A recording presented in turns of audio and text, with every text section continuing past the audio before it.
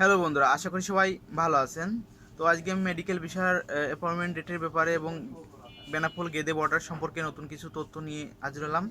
তো এখন বর্তমানে সকলেই জানেন যে মেডিকেল ভিসার অ্যাপয়েন্টমেন্ট ডেট নিতে একটু ঝামেলা আছে। স্লট বন্ধ পাচ্ছে, অনেকেই অ্যাপয়েন্টমেন্ট ডেট নিতে পারছে না। তো ইন্ডিয়ান ভিসা সেন্টারগুলোতে শুক্র শনিবারে অ্যাপয়েন্টমেন্ট ডেট দেওয়া বন্ধ থাকে। আপনারা রবিবার থেকে অ্যাপয়েন্টমেন্ট ডেট নিতে পারবেন, তবে সকাল 10টা থেকেই আপনারা শুরু করতে পারেন। অ্যাপয়েন্টমেন্ট ডেট ছাড়ার সাথে সাথেই কিন্তু আপনারা অ্যাপয়েন্টমেন্ট ডেটের জন্য চেষ্টা করতে পারেন, না হলে স্লটটি শেষ হয়ে গেলে আপনারা অ্যাপয়েন্টমেন্ট ডেট নিতে পারবেন না। তো এখন বর্তমানে অ্যাপয়েন্টমেন্ট ডেট নেওয়া খুবই ঝামেলা আছে। আপনার 10টার পর কিন্তু অ্যাপয়েন্টমেন্ট ডেটগুলো ছাড়ার সাথে সাথে আপনাদের অ্যাপয়েন্টমেন্ট ডেটটা নিতে হবে, না হলে পরবর্তীতে অনেক চেষ্টা করার পরেও আপনারা নিতে পারবেন না। তো আগামীকাল রবিবার, তো আপনারা চেষ্টা করতে পারেন অ্যাপয়েন্টমেন্ট ডেট নেওয়ার জন্য সকাল সকাল সকাল সকাল চেষ্টা করলে অবশ্যই আপনারা অ্যাপয়েন্টমেন্ট ডেটটি নিতে পারবেন।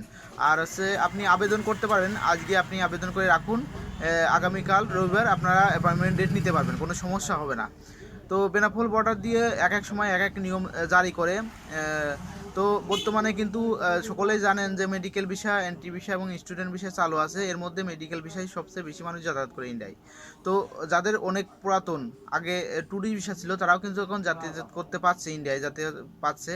তো তাদের ক্ষেত্রে একটু ঝামেলা পোহাতে হচ্ছে। বেনাপোল বর্ডারে কিন্তু এক এক সময় এক এক নিয়মকানুন মেনটেন করে, এক এক সময় এক এক কাগজপত্র চায় অনেক সময়।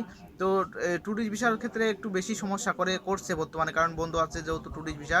তো আপনারা অবশ্যই এনওসি, ডলার এন্ডোর্সমেন্ট, ভ্রমণ ট্যাক্স এগুলো ঠিকঠাক নিয়ে যাবেন, না হলে কিন্তু ঝামেলায় পড়তে হতে পারে। আপনার সবচেয়ে বেশি সমস্যা বেনাপোল বর্ডারেই কিন্তু হয়, যেহেতু ইন্টারন্যাশনাল বর্ডার, অনেক মানুষ যাতায়াত করে, যার কারণে সবচেয়ে বেশি ঝামেলা করে বেনাপোল বর্ডারে। অতএব আপনারা বেনাপোল বর্ডার দিয়ে গেলে সকল কাগজপত্র, বা যে কোনো বর্ডার দিয়ে গেলে সকল কাগজপত্র, যে সকল কাগজপত্র প্রয়োজন হয় সেগুলো সব কিছু 3 কপি করে বা 2 কপি করে নিয়ে যাবেন।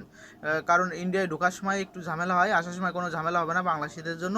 তো যাই হোক, বেনাপোল বর্ডার দিয়ে আপনারা গেলে অবশ্যই আপনাদেরকে এনওসি, ডলার এন্ডোর্সমেন্ট করে নিয়ে যেতে হবে, না হলে সমস্যা করতে পারে। আর এক এক সময় এক এক সমস্যা করায়।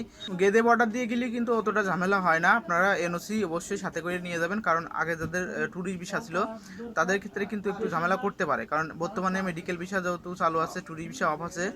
তো মেডিকেল ভিসায় গেলে কোনো সমস্যা হবে না তেমন, কিন্তু ট্যুরিস্ট ভিসা নিয়ে, পুরাতন ভিসা নিয়ে গেলে একটু সমস্যা হতে পারে। অবশ্যই কাগজপাতিগুলো রেডি করে নিয়ে যাবেন। তো যাই হোক, ভিডিওটি যদি আপনাদের ভালো লাগে লাইক, কমেন্ট, শেয়ার করবেন এবং আমার চ্যানেলটি সাবস্ক্রাইব করবেন।